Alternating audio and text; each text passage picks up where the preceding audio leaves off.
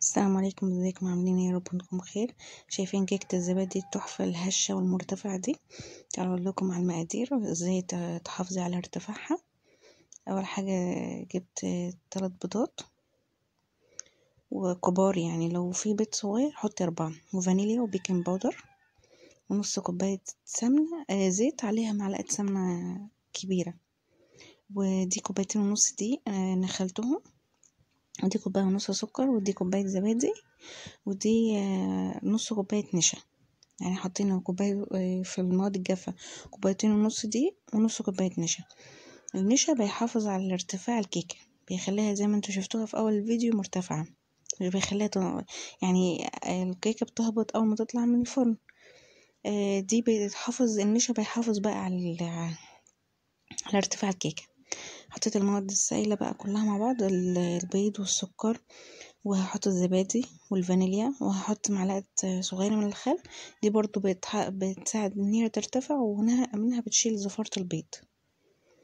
حطينا المواد الجافة على جنب، وانا كنت حاطة ذرة ملح على الدقيق.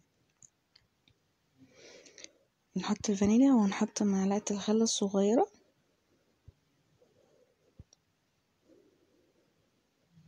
وعايزين البيض كمان يكون ابيض خالص، والكيكه تحسوها بيضه كده خالص. اضربوا البيض والفانيليا الاول قبل ما تحطوا اي مواد تانية، وبعد كده انزلوا بالمواد شويه بشويه. هنحط المواد كلها عادي، ممكن نحطها كده او ممكن نحطها كده. بعد ما ضربتها كويس، ضربوها كويس عشان السكر يدوب. هحط المواد الجافه الاول. انا زي ما قلت لكم نخليها عشان بتدخل هوا للكيكه وبتخليها هشه، ومنها هتقلبوا في اتجاه واحد طبعا عشان تحافظوا على الكيكة، ما تدخلهاش اي هواء، ما تدخلوش اي هواء للكيكة فتفضل مرتفعة يعني. هحط كيس بيكنج باودر او كيك شيف المتوفر عندك. يعني هنبتدي نقلب المكونات جاف كده، نتأكد ان هما دخلوا مع بعض. وبعد كده هنحط بقى المكونات السائلة، وهنضرب زي ما قلت لكم كله مع بعض في اتجاه واحد. هنضرب شوية بشوية لحد ما المكونات كلها تدوب مع بعض، ومتقلقوش دي مش كتير ولا حاجة، وهتطلع مظبوطة زي ما قلت لكم، وزي ما شفتوها في اول الفيديو هشة.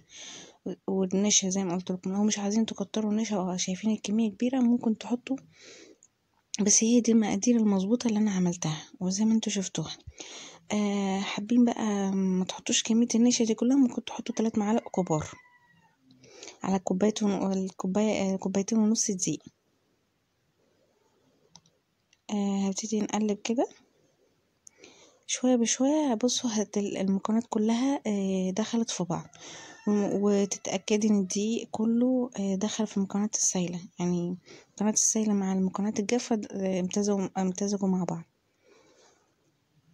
بعد ما دوبنا المكونات كلها كنت دهنة صينية. طبعا انا بحب سوى الكيكة خالص في الألمونيا، بتطلع السوا حلوة جدا. جبت صينية ودهنتها زيت وبدرتها بالدقيق. هبتدي انزل بالمكونات كلها بقى، وهتديها طبعا تكوني مسخنة الفرن، هتديها خبطتين كده عشان مفيش اي فراغات يكون فيها او اي هوا كده يدخل الدقيق. فاحنا عاوزين نبدر يعني نديها خبطتين كده قبل ما ندخلها الفرن. تكوني مسخنة الفرن على درجة حرارة 180، وهي بقى احنا بنشغلها النار من تحت بس. بتاخد نص ساعة او ساعة الا تلت.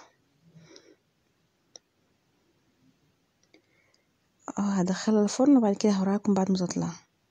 شايفين بقى الهشاشان وارتفاع، هوريهالكم زي ما انتوا شفتوها. شايفين تحفة جدا. طبعا انا اختبرتها قبل ما اطلعها من الفرن. لازم تختبروها بالخلة اسنان او مع بعصاية الشيش طاووق، تختبريها ان هي استوت من جوه، عشان ما تفتكريش ان هي حمرت من فوق يبقى كده استوت. لا، اتاكدي اول حاجه ان هي استوت من جوه.